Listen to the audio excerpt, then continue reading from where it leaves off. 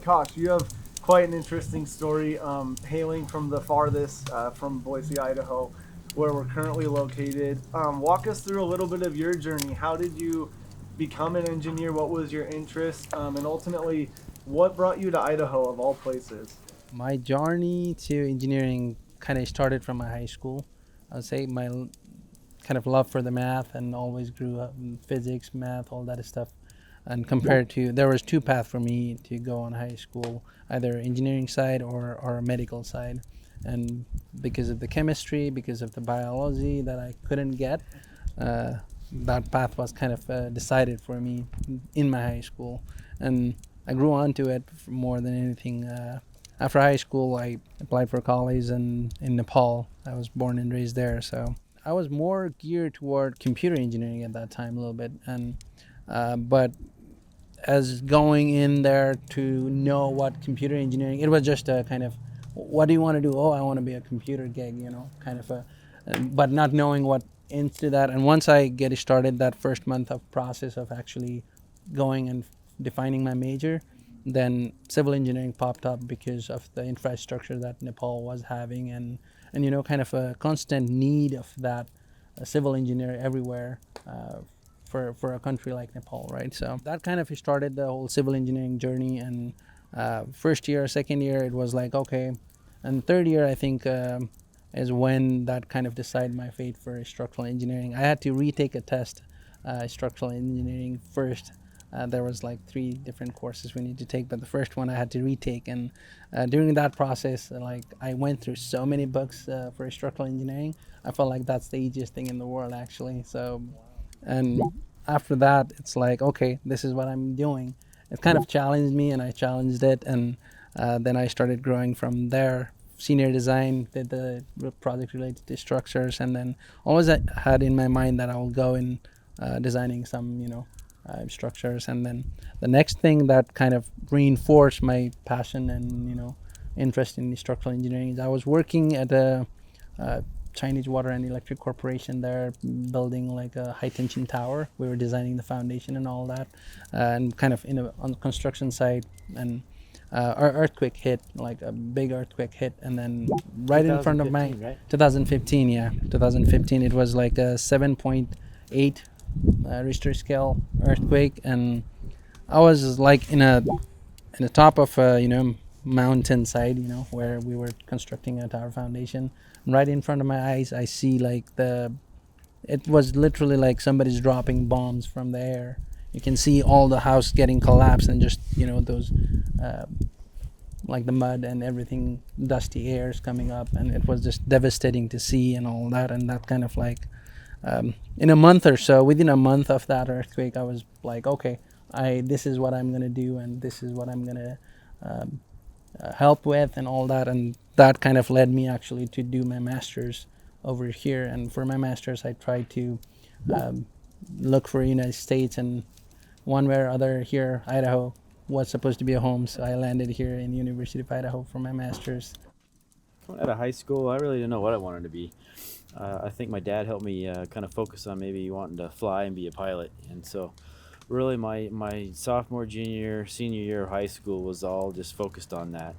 I was taken down the path of, trying to get in one of the academies. So, really, my whole senior high school career, for that matter, was focused on trying to get into a military academy. And so, it was literally late my senior year where I found out that wasn't going to be an option for me. And so then it was like, what do I do next? I always had a passion for math and science, but literally started my college career of being a physics major, just having that passion for science. And really didn't understand or even have an understanding of what an engineer did or would be. And we all know that there's so many different facets of engineering, right? And after a brief 6 weeks stint of being a physics major, I changed my major to mechanical engineering, and did that honestly for about 3 years. And it wasn't until I got to my junior year where I was like, man, I just don't know if I want to do this my whole life. The passion's definitely not there. And as I got into more of those upper level junior and senior level classes, I pivoted once again and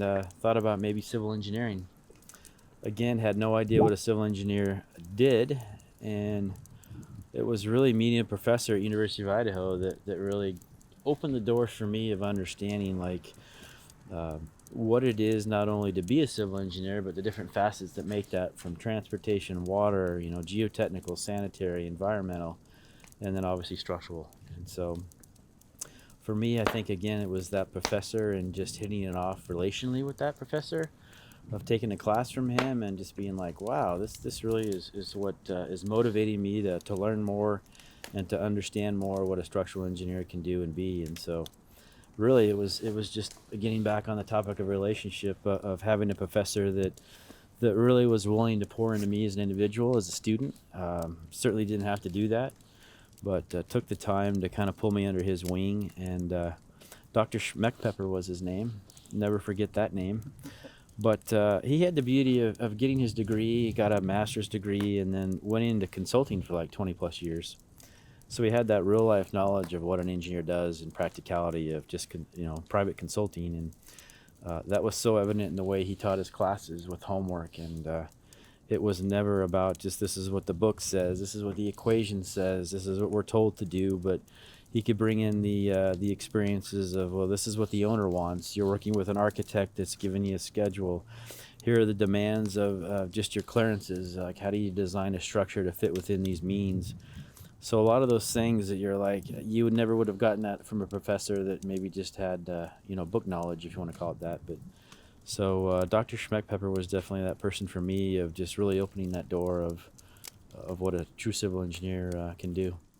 Doug, I'll ask you something similar. What was something that piqued your interest about either the engineering field or becoming a structural engineer? I know that you had a little bit different of an upbringing and maybe interest in high school, but what ultimately led you to becoming the director of engineering here at Tamarack Grove?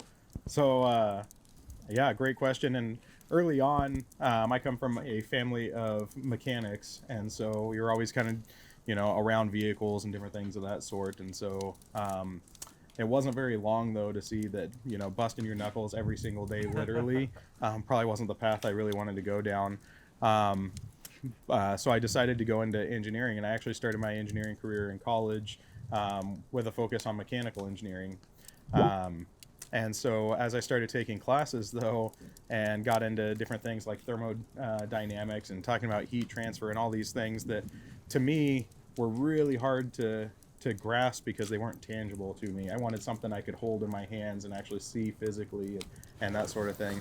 Probably comes from, back being a kid and putting Legos together, and I can actually feel the blocks as I put them together. And so structural was where really my mindset started to transfer to.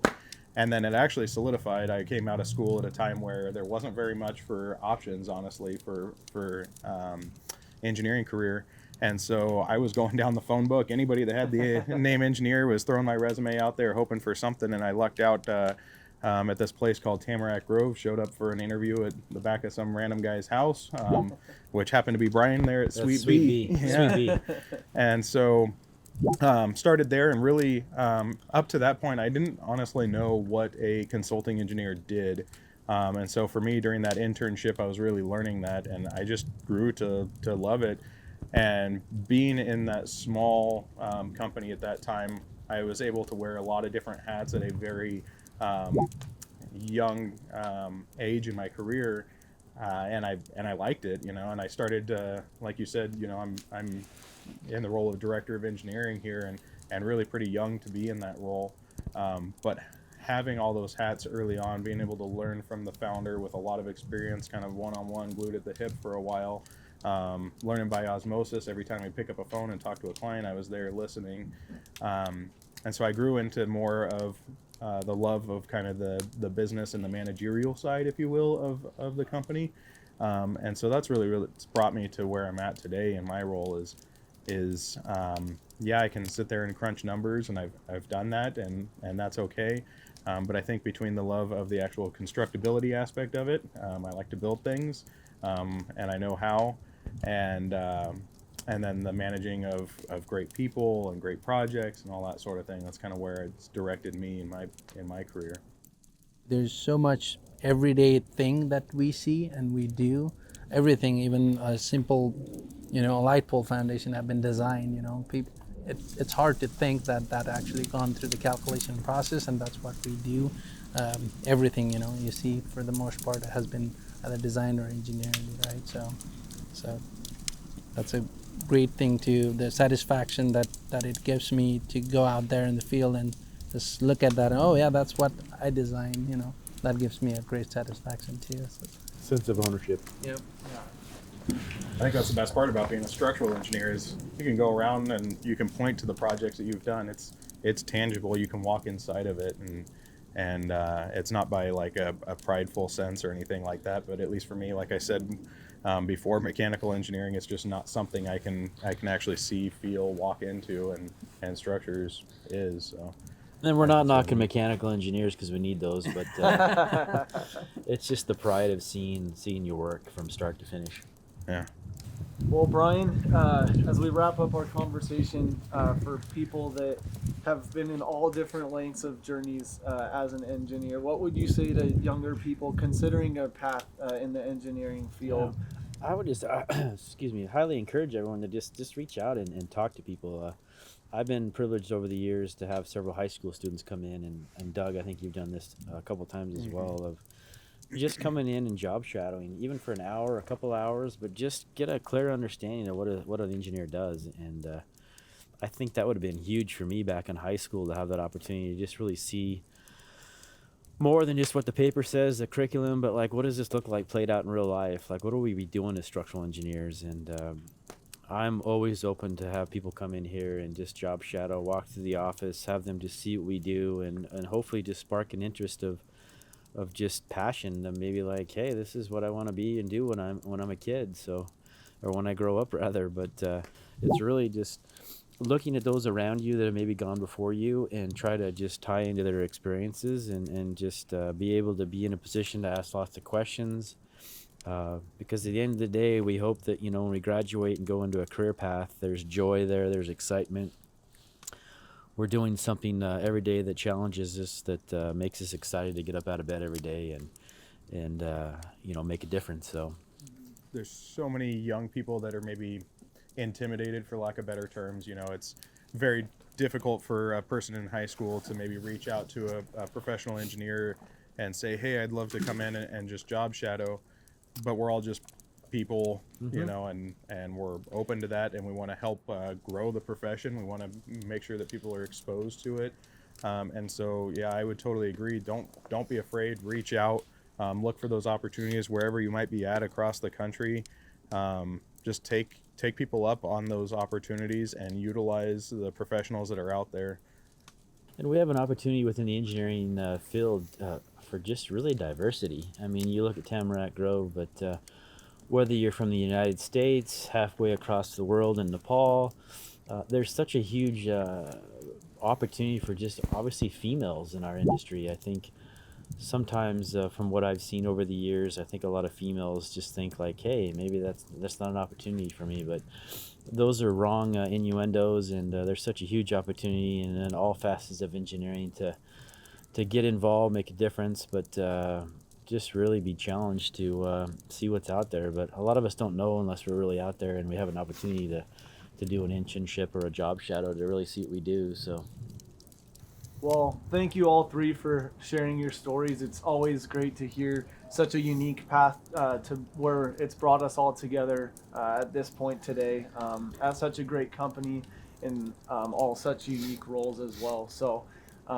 that's been this episode of Campfire Conversations. We hope that you've enjoyed hearing three great stories from three awesome engineers. And if you ever have any questions, feel free to reach out. Like Doug said, we're all just people as well on this side of the camera. So thank you for tuning in to another episode of Campfire Conversations, and we will see you again soon.